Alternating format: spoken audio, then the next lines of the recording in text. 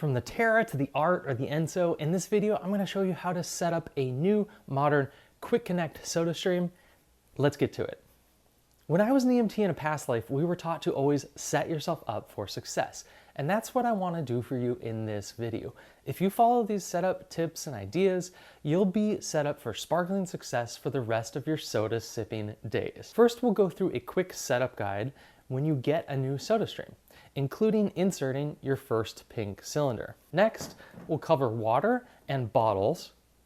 And lastly, I'm going to share a huge money-saving tip that you won't want to miss. Now, if you have a food scale, grab that now. It's not required, but it will help you understand your machine a bit more and get the most out of it.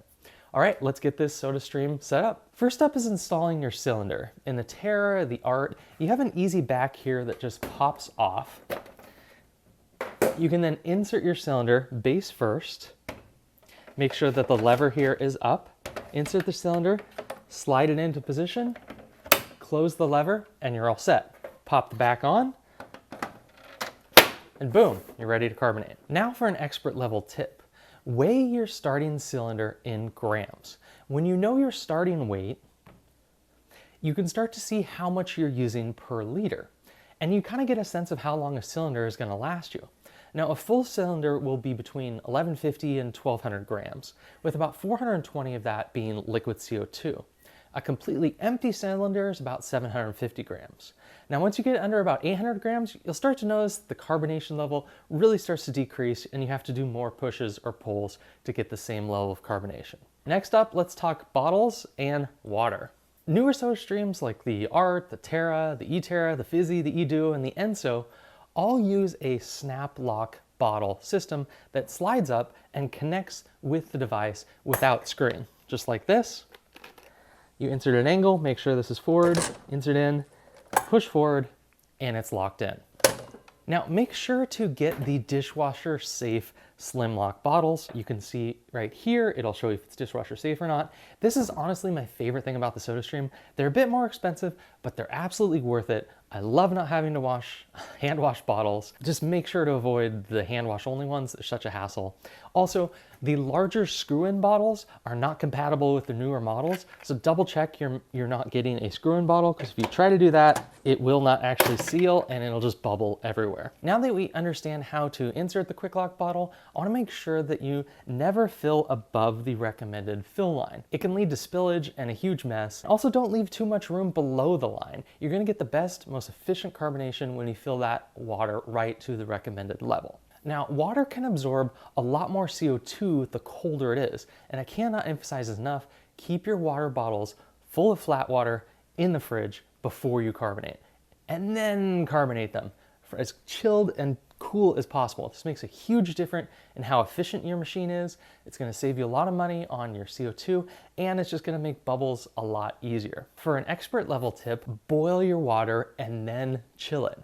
This is real pro level stuff, but boiling your water first actually removes air and other molecules in your water that compete for space with the carbon dioxide. So if you boil the water and then chill it, you've really set up your water to receive the most amount of carbonation possible. Okay, so now we've got our chilled water, it's time to talk carbonation. Water can only absorb so much CO2, and the more CO2, the more that bubbly, fizzy, tongue tingling your water's gonna be. And while a light carbonation is fine, I love a really high level of bubbles, so I'm going to show you how to achieve that with your SodaStream. Okay, we're going to use the Terra here, but this advice applies to all the manual carbonators like the Art, the Fizz, the Enso. If you have an electronic model, you can always press the carbonation buttons again after completing to get a higher fizz. Just note that as you try and push more and more CO2 into the water, less and less is going to get in and more is just going to go into the air. So there are some diminishing returns. In the manual carbonators, you're going to want to do short 1-second bursts. This gives the water a minute to settle and absorb the most CO2 and will lead to the most efficient carbonation. Let me show you how to do that right now. This is chilled water we just put in.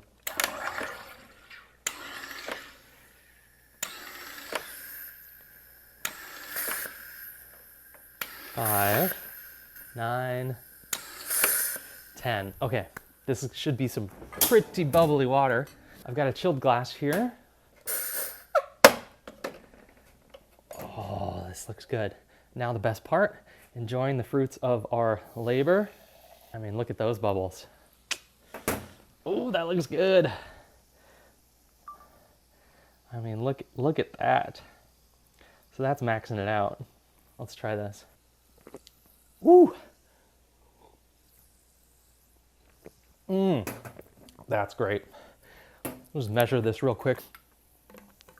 Okay, that's 28 psi and 43 degrees. So that's a 3.74 volume level of CO2. That's about as high as I think I've gotten it without doing the boiling. Now, if you boil the water and then chill it, I've gotten that over 4, and that is just 10 pushers, chilled water. This is about as bubbly as you're gonna get it, but this is, I mean, this is fantastic. It's just delicious. I mean, look at that. I love it.